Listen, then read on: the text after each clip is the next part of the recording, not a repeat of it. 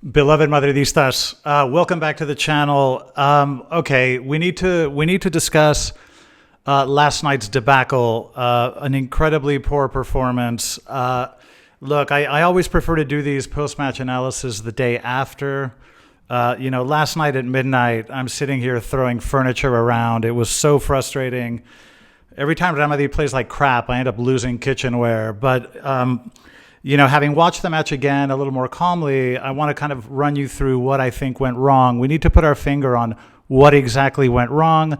Ancelotti had a press conference. He's typically very diplomatic, very calm, very complimentary of his players. Last night, he wasn't, okay? He threw a few knives out there. A lot of times managers use these press conferences to send messages out, and more often than not to the players. But to be perfectly honest, I think Carlo is as responsible for what happened last night than any of the players, and we need to discuss that. So let me give you guys my sort of view on the match itself very briefly. Then we'll talk about the takeaways and where I think things went wrong, and then we can discuss individual players as well. Although, again, I think this was a systemic tactical problem. This wasn't about individual players so much as I think the bigger picture, and we need to get to the bottom of it. Anyway, welcome back to the channel. Let's talk about this very disappointing performance, but let's run through it together and figure it out. All right, welcome back. Let's get started.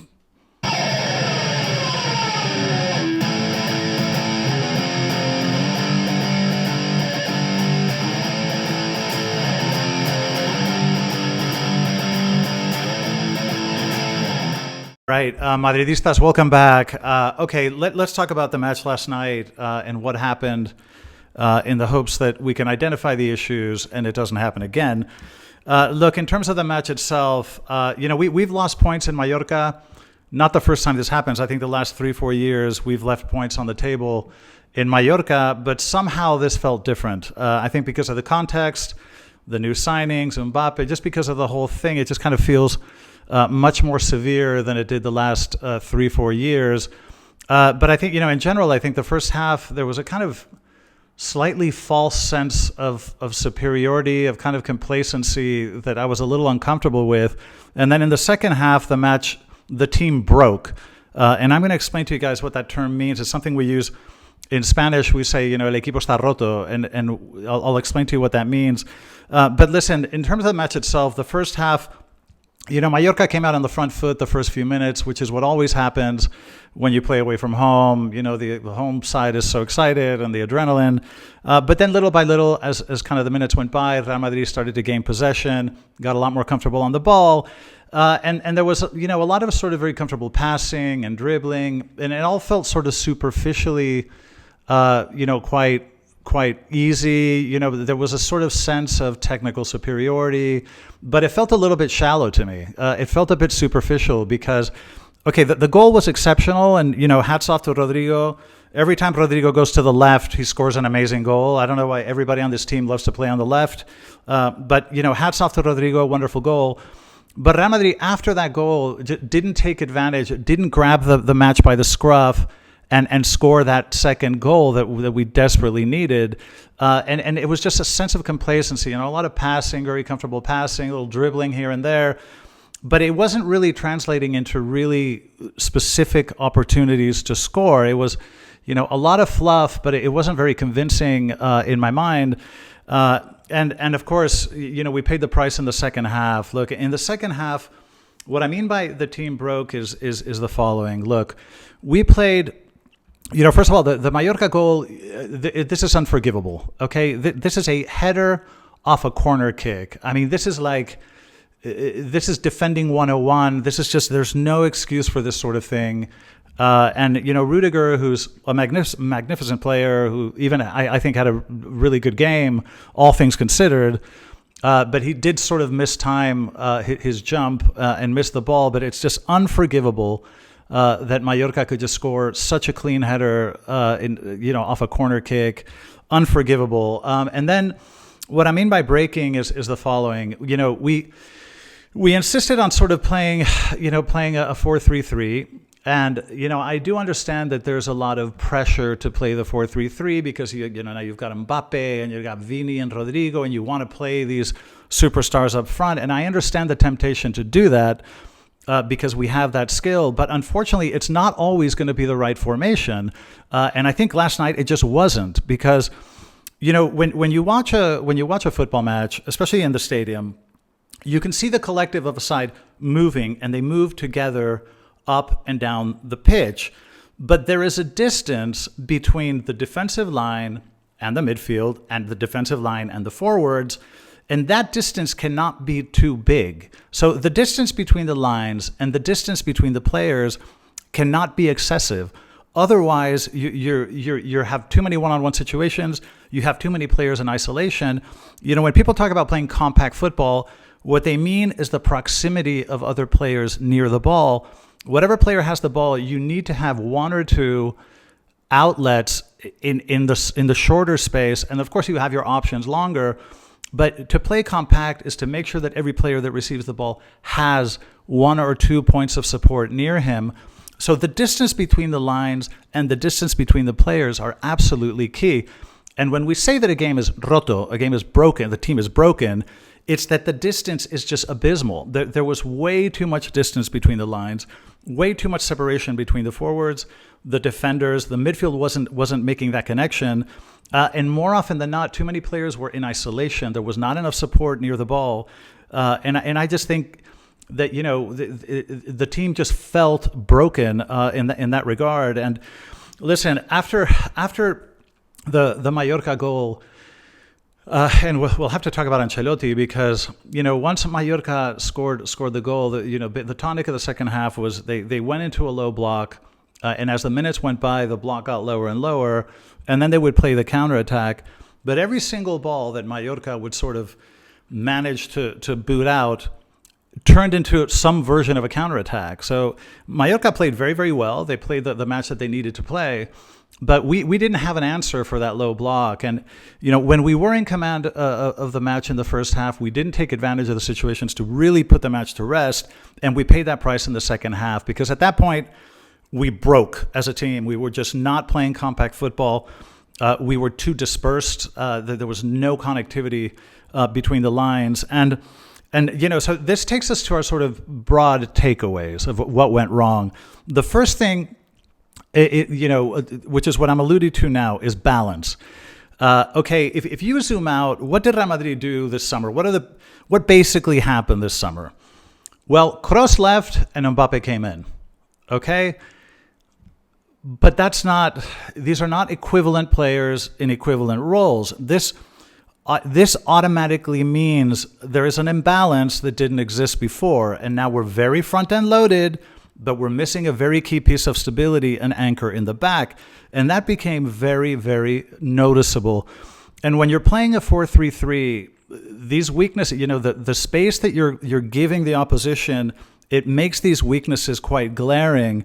And I think it really, I hate to say this, but it does sort of remind me of the Galactico era in a sense. And, don't take this the wrong way, but, when the Galacticos played, Zizou, Roberto Carlos, and Raúl, and Figo, and all these, and, Beckham, and Ronnie, you had all this firepower, but you just felt that there wasn't a balance. There was something kind of missing. There was a lot of individual skill, but you didn't feel that balance. And I kind of got the same feeling in the second half last night. There was just no balance. And again, Ancelotti, he was critical of the players in terms of intensity and all that. But I blame this on Ancelotti.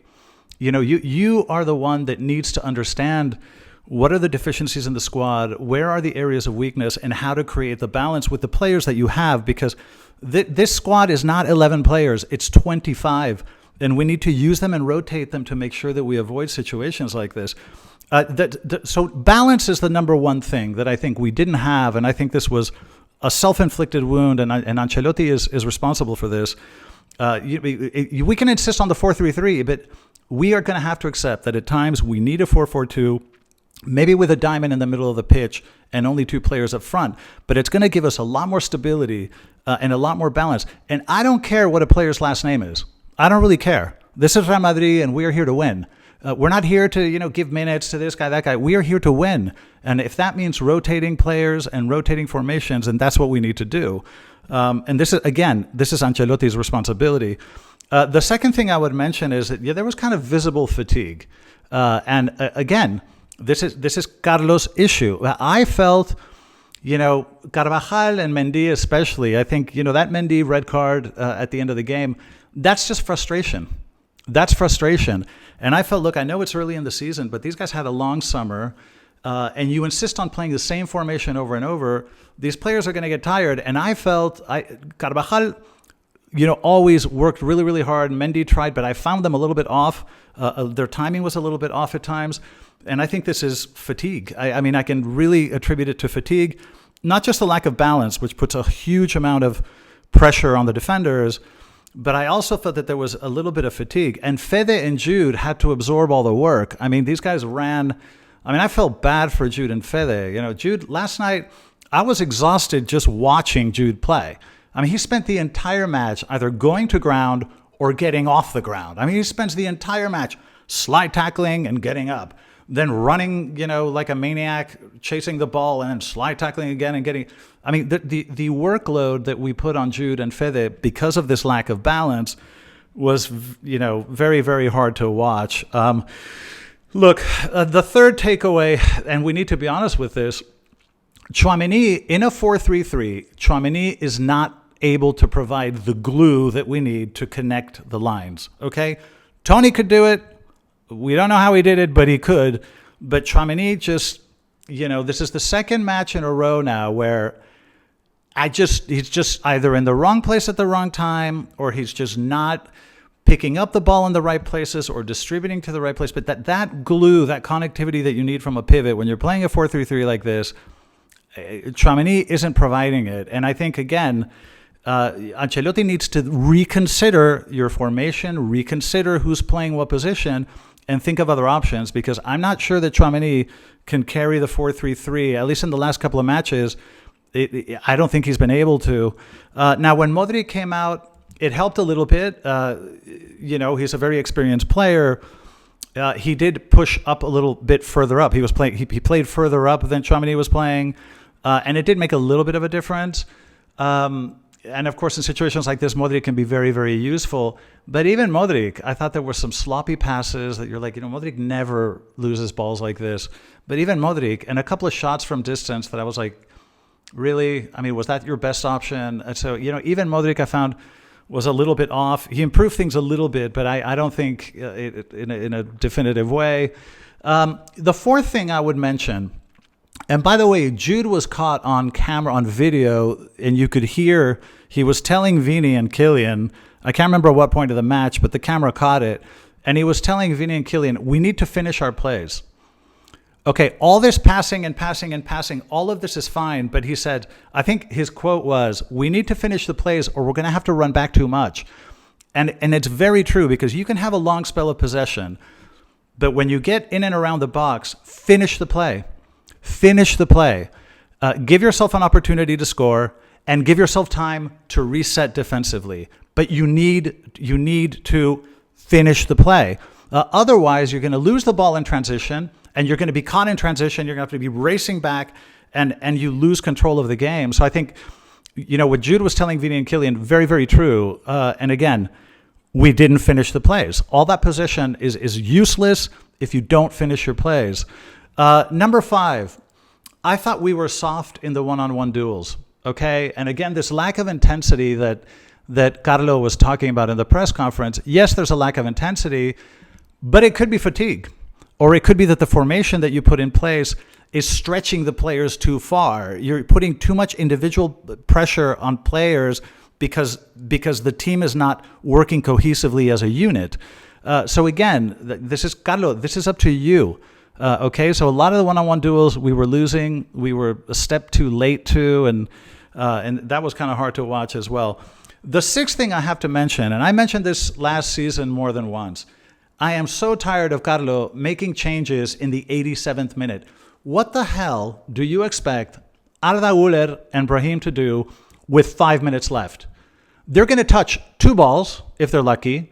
And that's just not enough time to change anything. Why do you do this? And Carlo, he drove me crazy last year with the same crap. He gets a little bit too fixated on one formation, a little bit too fixated on one lineup, and he's way too late to make changes. By the way, when Mallorca, watch that match again and watch the last 30 minutes. As Mallorca's block got lower and lower, when you're, it's very frustrating to play a team with such a low block. Okay. And you've got Brahim and Arda Güler on the bench who are experts in small spaces, experts in playing in small spaces, and experts in opening up the can when things are blocked and it's very hard to get through. These guys are excellent at this. Bring them out in the 60th minute. Bring them out in the 65th minute. Give them time to open things up because they have the skill to do it.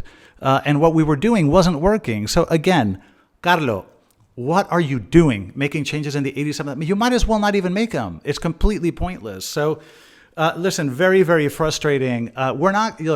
You don't win football matches just by wearing the right shirt or by having the right last name, okay?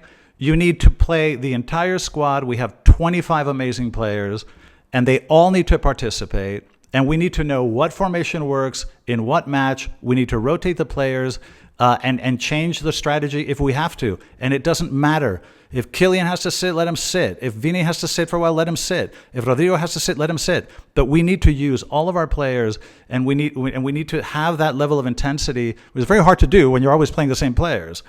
Anyway, look, and then tactically, I'm afraid, yes, we are going to have to experiment with 4-4-2s because the 4-3-3, I think, makes us very vulnerable in some situations. Look, we could talk about players individually, although I think this was a sort of breakdown systemically, tactically. We could talk about players. Look, I think Courtois did reasonably well. I mean, he sort of fumbled on a couple of occasions, but he recovered. He had a couple of very good saves. In the goal, I don't think there was much he could do. I mean, the header came at him very, very fast, very hard. That man should have been marked. So I think Courtois did okay. And Carvajal worked really, really hard, but I don't know. I felt a little bit of frustration. I think both Mendy and Carvajal, I could just sense a bit of frustration. I felt like they were just too many situations where they were just kind of alone, trying to control things on their own. A little bit late to balls here and there. The Mendy thing, the red card at the end, I think was just frustration. Militao, I think, actually played reasonably well. Again, I don't think that the problem last night was individual players. I think it was the way we were playing, the way we were lined up, and the formation. But I think Rudiger and Mili played a reasonable game. Tchouaméni, I think, was the weak link. Again, Fede and Jude worked their asses off, but to no avail. It was just kind of hard to watch these guys, sweating blood for nothing. And then up front, I think Vini had a, pretty unimpressive match. I think it was frustrating to why he got too caught up in dribbling in the middle of the pitch and, picking these little fights with defenders and just, focus on the bigger picture. I think Vini was distracted and a bit childish yesterday. I don't think he had his finest day. Mbappe tried, but, things were just very congested. It wasn't the kind of game where you can really utilize his speed and his sort of finishing ability. It was just so congested in the back. And Rodrigo, I think, was, pretty good. I mean, the goal was excellent and he moved around well. But like I say, this is not about individual players. This is about the totality, the bigger picture, and that is down to Carlo. So I kind of resent that he was, pissing on the players because I think a lot of this had to do with him. Okay, listen, those are my thoughts on what happened last night. Obviously, it's the beginning of the season. We got plenty of time to recover this, but, we need to be realistic about what went wrong. And we need to rethink things and maybe change things up going forward. But anyway, thank you. Also, just wanted to mention, thanks for all the comments on the back of yesterday's video with Hugo. I think you guys really enjoyed that. And it's just so good to see. I'm glad you enjoyed it. We're going to try to do more of that stuff going forward. Hugo's fantastic. We're going to hopefully have him back on the channel. Some of you guys are also suggesting I collaborate with other YouTubers, which I'd be delighted to do. We're all Madridistas. I'm delighted to collaborate with anyone, help anyone. I mean, we're a Madridista family, so I'm very open to any of those suggestions. So listen, thanks for coming back to the channel. I'm sorry we had to talk about this unfortunate match. I will do another video in the next 2-3 days. I do want to discuss the referee issue. For those of you that watched the Valencia-Barça match the other day, it's an issue that continues to piss me off, and I will address it. But today we needed to talk about our own shortcomings because at the end of the day, the buck stops with us. So anyway, those are my thoughts. Thanks for joining me. As always, everyone, thank you for the comments and everything else. I'll see you guys in the next video. And as always, a la Madrid.